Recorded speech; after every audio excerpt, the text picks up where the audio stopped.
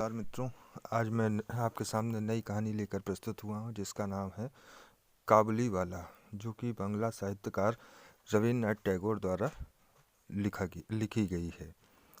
चलो लेकिन कहानी चालू करने से पहले आप लोगों से सभी से निवेदन है कि चैनल को लाइक एवं सब्सक्राइब करें ताकि ज़्यादा से ज़्यादा लोगों तक ये कहानी पहुँच सके। धन्यवाद। आइए शुरू करते हैं नई कहानी काबुलीवाला। मेरी 5 वर्ष की छोटी लड़की मिनी से पल भर भी बात किए बिना नहीं रहा जाता। दुनिया में आने के बाद भाषा सीखने में उसने सिर्फ 1 ही वर्ष लगाया होगा।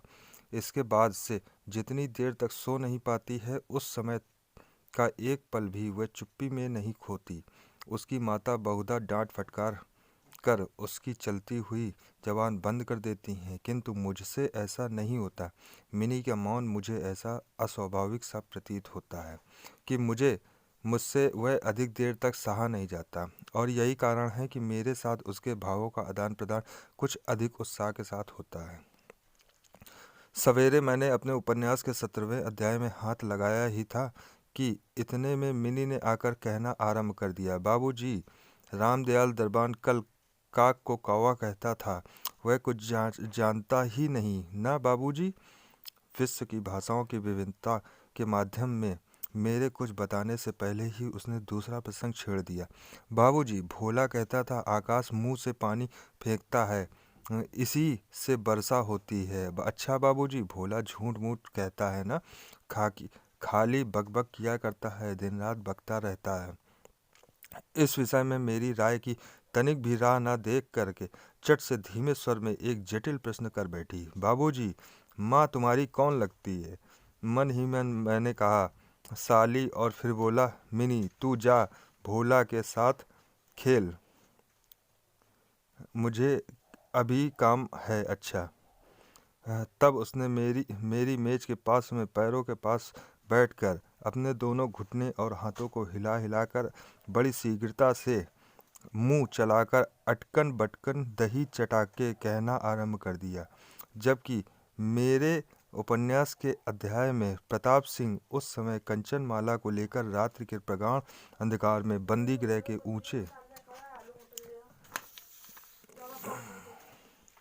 ऊंचे झरोखे से नीचे कलकल करती हुई सरिता में कूद रहे थे।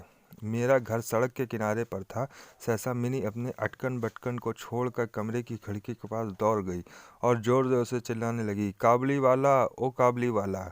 मैले कुचैले ढीले कपड़े पहने, सिर पर कुल्ला रखे, उस पर साफा बांधे, कंधे पर सूखे फलों की थैली, मैली झोली लटकाए, हाथ में चमन के अंगूरों की कुछ पिटारियां लिए एक लंबा तगड़ा सा काबुली मंद चाल से सड़क पर जा रहा था। उसे देखकर मेरी छोटी बेटी के हृदय में कैसे भाव उदय हुए वह बताना असंभव है।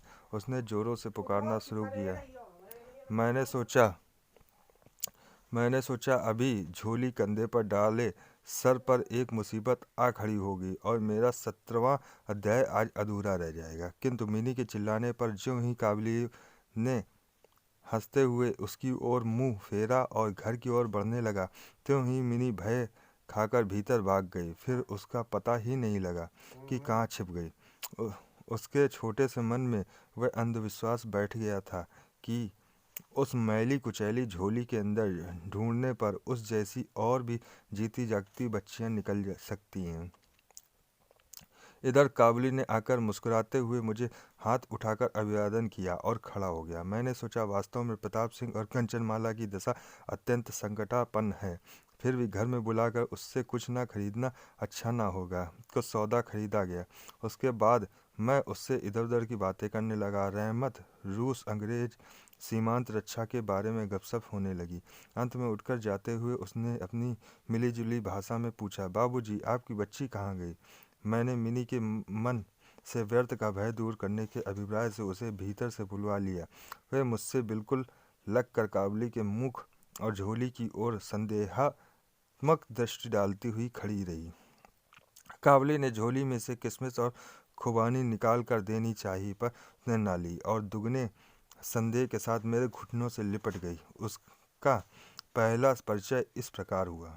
इस घटना के कुछ दिन इस घटना के कुछ दिन बाद एक दिन सवेरे मैंने किसी आवश्यक कार्यवश बाहर जा रहा था। देखूं तो मेरी बिटिया दरवाजे के पास बेंच पर बैठी हुई काबुली से हंस हंस कर बातें कर रही थी और काबुली उसके पैरों के समीप बैठा बैठा मुस्कुराता हुआ उन्हें ध्यान से सुन रहा था और बीच बीच में अपनी राय मिलीजुली भाषा में व्यक्त करता जाता है। मिनी को अपने 5 वर्ष के जीवन में बाबूजी के सिवा ऐसा धैर्य वाला श्रोता शायद ही कभी मिला हो। देखा तो उसका फिराक का अग्रभाग बादाम किशमिश से भरा हुआ।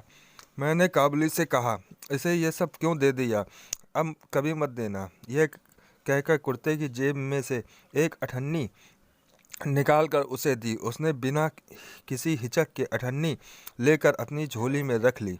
कुछ देर बाद घर लौटकर देखता हूँ तो उस अठन्नी ने बड़ा भारी उपद्रव खड़ा कर दिया। मिनी की माँ एक सफ़ेद चमकीला गोलाकार पदार्थ हाथ में लिए डांट डपट कर मिनी से पूछ रही थी, तूने ये अठन्नी पाई कहाँ से, बता। मिनी ने कहा, काबुली वाले ने दी है। काबुली वाले से तूने अठन्नी ली कैसे, बता। मिनी ने रोने का उपक्रम करते हुए कहा, मैंने मांगी नहीं थी, उसने आप ही दी है। मैंने जाकर मिनी की उस अकस्मात मुसीबत से रक्षा की और उसे बाहर ले आया। मालूम हुआ कि काबुली के साथ मिनी की यह दूसरी ही भेंट थी, सो बात नहीं। इस दौरान वह रोज आता रहा और पिस्सा बादाम की रिश्वत दे देकर मिनी के छोटे से हृदय पर बहुत अधिकार कर लिया। देखा कि इस नई मित्रता में बंधी हुई बातें और हंसी ही प्रचलित हैं। जैसे मेरी बिटिया रहमत को देखते ही हंसती हुई पूछती, काबुली वाला और काबुली वाला, तुम्हारी झोली के भीतर क्या है। काबुली, जिसका नाम रहमत था, एक अनावश्यक चंद्र बिंदु जोड़कर मुस्कुराता हुआ उत्तर देता, हाँ बिटिया। उसके परिहास का रहस्य क्या है यह तो नहीं कहा जा सकता, फिर भी इन नए मित्रों को इससे तनिक विशेष खेल सा प्रतीत होता है। और जाड़े के प्रभात में एक सयाने और एक बच्ची की सरल हंसी सुनकर मुझे भी बड़ा अच्छा लगता है। उन दोनों मित्रों में और भी एक आध बात प्रचलित थी। रहमत मिनी से कहता, तुम ससुराल कभी नहीं जाना, अच्छा। हमारे देश की लड़कियां जन्म से ही ससुराल शब्द से परिचित रहती हैं, किंतु लोग तनिक कुछ नई रोशनी के होने के कारण तनिक सी बच्ची को ससुराल के विषय में विशेष ज्ञान नहीं बना सके थे। अतः रहमत का अनुरोध वह स्पष्ट रूप से नहीं समझ पाती। इस पर भी किसी बात का उत्तर दिए बिना चुप रहना उसके स्वभाव के बिल्कुल ही विरुद्ध था। उल्टे वह रहमत से ही पूछती है, तुम ससुराल जाओगे। रहमत काल्पनिक ससुर के लिए अपना जबरदस्त घूंसा तान कर कहता है, हम ससुर को मारेगा। सुनकर मिनी ससुर नाम किसी अनजाने जीव की दुरावस्था की कल्पना करके खूब हंसती है। देखते देखते जाड़े की सुहावनी ऋतु आ गई। पूर्व युग में इसी समय राजा लोग दिग्विजय के लिए कूच किया करते थे। मैं कलकत्ता छोड़ कभी कहीं नहीं गया, शायद इसलिए मेरा मन ब्रह्मांड में घूमा करता है, यानी मैं अपने घर में ही चिर प्रवासी हूँ। बाहरी ब्रह्मांड के लिए मेरा मन सर्वदा आतुर रहता है। किसी विदेश का नाम आगे आते ही मेरा मन वहीं की उड़ान लगाने लगता है। इसी प्रकार किसी विदेशी को देखते ही तत्काल मेरा मन सरिता पर्वत बीहड़ वन के बीच में एक कुटीर का दृश्य देखने लगता है और एक उल्लासपूर्ण स्वतंत्र जीवन यात्रा की बात कल्पना में जाग उठती है। इधर देखा तो मैं ऐसी प्रकृति का प्राणी हूँ जिसका अपना घर छोड़कर बाहर निकलने में सिर कटता है।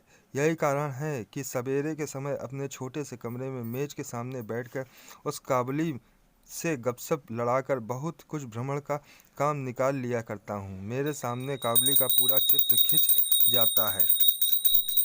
जाता है। दोनों ओर ऊबड़ खाबड़ लाल लाल ऊंचे दुर्गम पर्वत और रेगिस्तानी मार्ग, उन पर लदे कुछ ऊँटों की कतार जा रही है।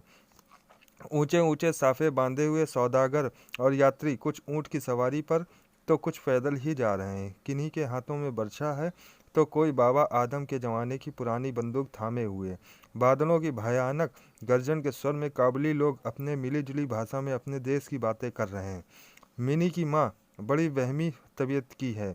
राह में किसी प्रकार का शोरगुल हुआ नहीं कि उसने समझ लिया कि संसार भर के सारे मस्त शराबी हमारे ही घर की ओर दौड़े आ रहे हैं। उसके विचारों में यह दुनिया इस छोर से उस छोर तक चोर डकैत मस्त शराबी सांप बाघ रोगों मलेरिया तिलचट्टे और अंग्रेजों से भरी पड़ी है। इतने दिन हुए इस दुनिया में रहते हुए भी उसके मन का यह रोग दूर नहीं हुआ। रहमत काबली की ओर से भी वह पूरी तरह निश्चिंत नहीं थी। उस पर विशेष नज़र रखने के लिए मुझसे बार बार अनुरोध करती रहती। जब मैं उसके शक को परिहास के आवरण से ढकना चाहता तो मुझसे एक साथ कई प्रश्न पूछ बैठती। क्या कभी किसी लड़का नहीं चुराया गया? क्या काबुल में गुलाम नहीं बिकते?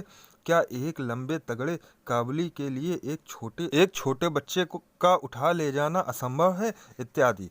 मुझे मानना पड़ता कि यह बात नितांत असंभव हो सो बात नहीं, पर भरोसे के काबिल नहीं। भरोसा करने की शक्ति सब में समान नहीं होती।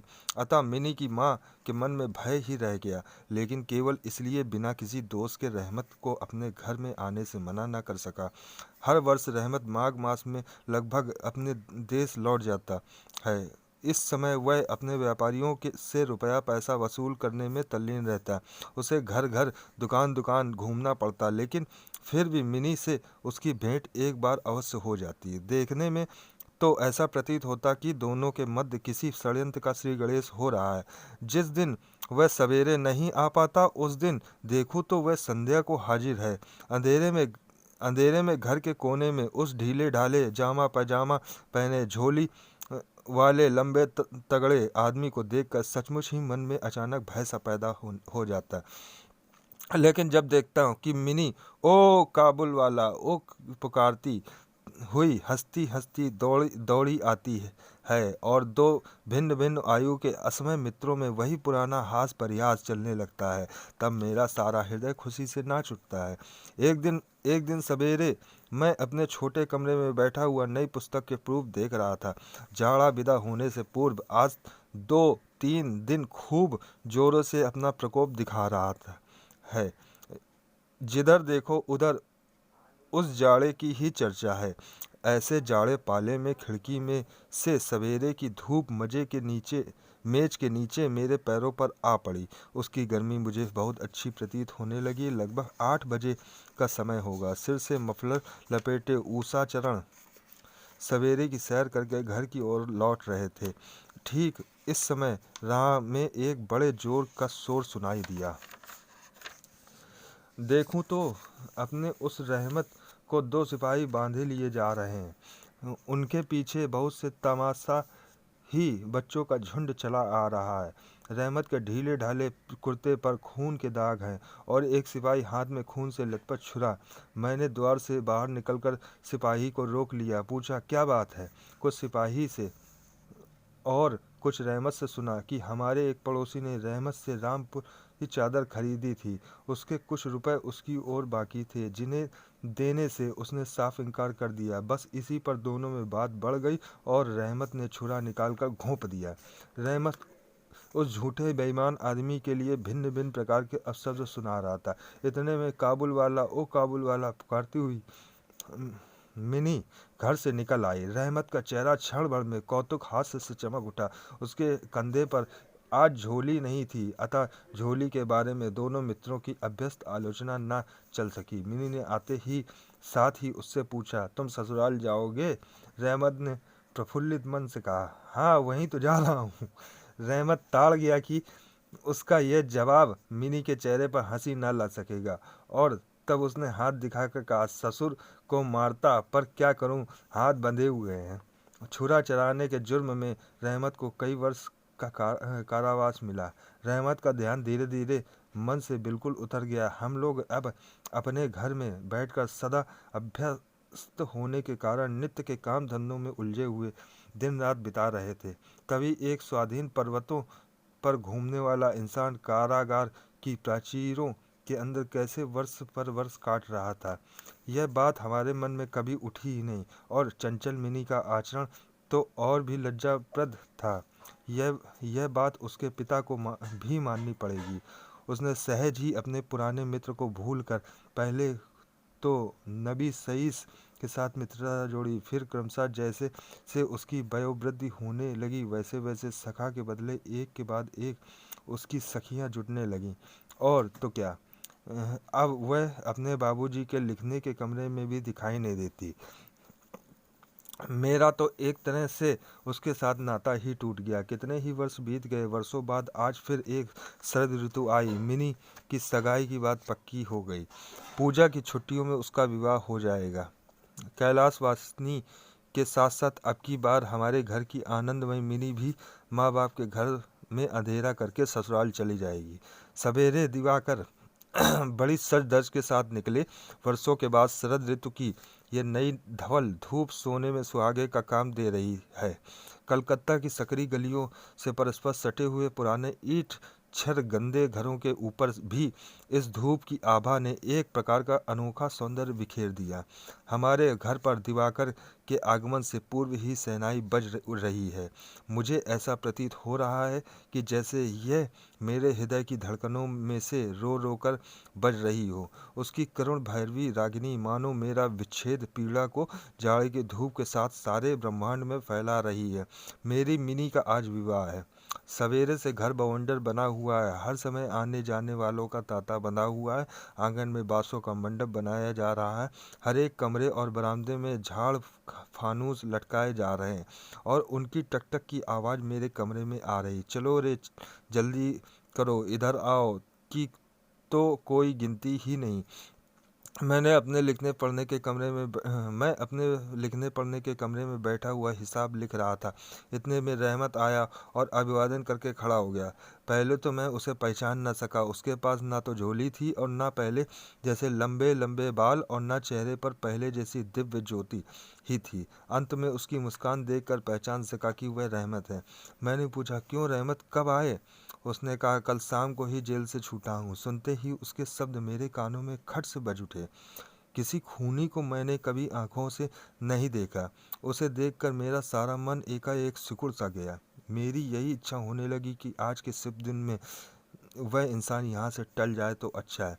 मैंने उससे कहा, आज हमारे घर में कुछ आवश्यक काम है, सो आज मैं उससे लगा हुआ हूँ। आज तुम जाओ फिर आना। मेरी बात सुनकर वह उसी क्षण जाने को तैयार हो गया, पर द्वार के पास आकर कुछ इधर उधर देखकर बोला, क्या बच्ची को तनिक नहीं देख सकता? शायद उसे यही विश्वास था कि मिनी अब तक वैसी ही बच्ची बनी है। उसने सोचा कि मिनी अब भी पहले की तरह काबुली वाला ओ काबुली वाला पुकारती हुई दौड़ी चली आएगी। उन दोनों के पहले हास प्रयास में किसी प्रकार की रुकावट न होगी। यहाँ तक कि पहले की मित्रता ही याद करके वह एक पेटी अंगूर और एक कागज के दोने में थोड़ी सी किशमिश और बादाम शायद अपने देश के किसी आदमी से मांग तांग कर लेता आया था। उसकी पहले की मैली कुचैली झोली आज उसके पास न थी। मैंने कहा, आज घर में बहुत काम है, सो किसी से भेंट न हो सकेगी। मेरा उत्तर सुनकर वह कुछ उदास सा हो गया। उसी मुद्रा में उसने एक बार मेरे मुख की ओर स्थिर दृष्टि से देखा, फिर अभिवादन करके दरवाजे की तरफ निकल गया। मेरे दिल में जाने कैसी एक वेदना सी उठी। मैंने सोच ही रहा था कि उसे बुलाओ, इतने में देखा तो वह स्वयं ही आ रहा है। वह पास आकर बोला, ये अंगूर और कुछ किशमिश बादाम बच्ची के लिए लाया था, उसको दे दीजिएगा। मैंने उसके हाथ से सामान लेकर पैसे देने चाहे, लेकिन उसने मेरे हाथ को थामते हुए कहा, आपकी बहुत मेहरबानी बाबू साहब, हमेशा याद रहेगी। पीसा रहने दीजिए। तनिक रुक कर फिर बोला, बाबू साहब, आपकी जैसी मेरी भी देश में एक बच्ची है और मैं उसकी याद कर करके आपकी बच्ची के लिए थोड़ी सी मेवा हाथ में ले आया करता हूँ। मैं ये सौदा बेचने नहीं आता। कहते हुए उसने ढीले ढाले कुर्ते के अंदर हाथ डालकर छाती के पास से एक मैला कुचैला मुड़ा हुआ कागज का टुकड़ा निकाला और बड़े जतन से उसकी चारों तह खोलकर दोनों हाथों से उसे फैलाकर मेरी मेज पर रख दिया। देखा कि कागज उस टुकड़े पर एक नन्हे से हाथ के छोटे से पंजे की छाप है। फोटो नहीं,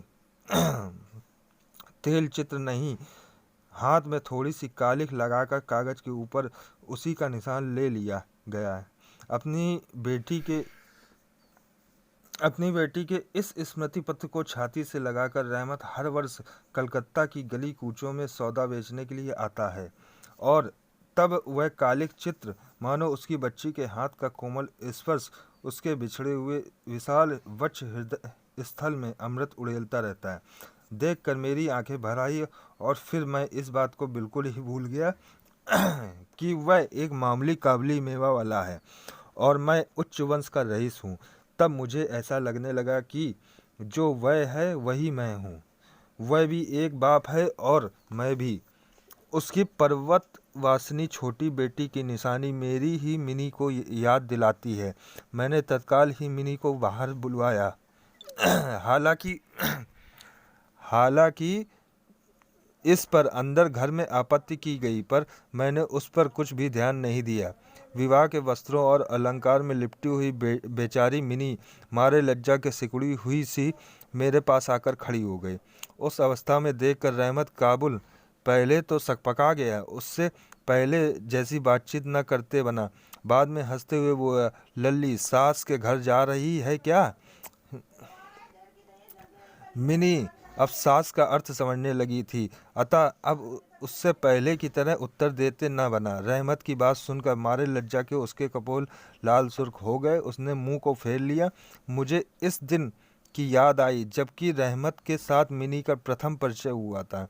मन में एक पीड़ा की लहर दौड़ गई। मिनी के चले जाने के बाद एक गहरी सांस लेकर रहमत फर्श पर बैठ गया। शायद उसकी समझ में यह बात एकाएक साफ हो गई कि उसकी बेटी भी इतने दिनों में बड़ी हो गई होगी, और उसके साथ भी उसे अब फिर नई जान पहचान करनी पड़ेगी। संभवतः वह उसे पहले जैसी नहीं पाएगी। इन 8 वर्षों में उसका क्या हुआ होगा कौन जाने। सवेरे के समय शरद की स्निग्ध सूर्य किरणों में शहनाई बजने लगी, और रहमत कलकत्ता की एक गली के भीतर बैठा हुआ अफगानिस्तान के मेरू पर्वत का दृश्य देखने लगा। मैंने एक नोट निकालकर उसके हाथ में दिया और कहा, रहमत तुम देश चले जाओ अपनी लड़की के पास। तुम दोनों के मिलन सुख से मेरी मिनी सुख पाएगी। रहमत को रुपए देने के बाद विवाह के हिसाब में से मुझे उत्सव समारोह के 2-1 अंग छांट कर काट देने पड़े। जैसी मन में स्थिति वैसी रोशनी नहीं करा सका। अंग्रेजी बाजा भी नहीं आया। घर में औरतें बड़ी बिगड़ने लगी। सब कुछ हुआ, फिर भी मेरा विचार है कि आज एक अपूर्व ज्योत्सना हमारा शुभ समारोह उज्जवल हो उठा। आशा है मित्रों आप सभी को ये कहानी पसंद आई होगी।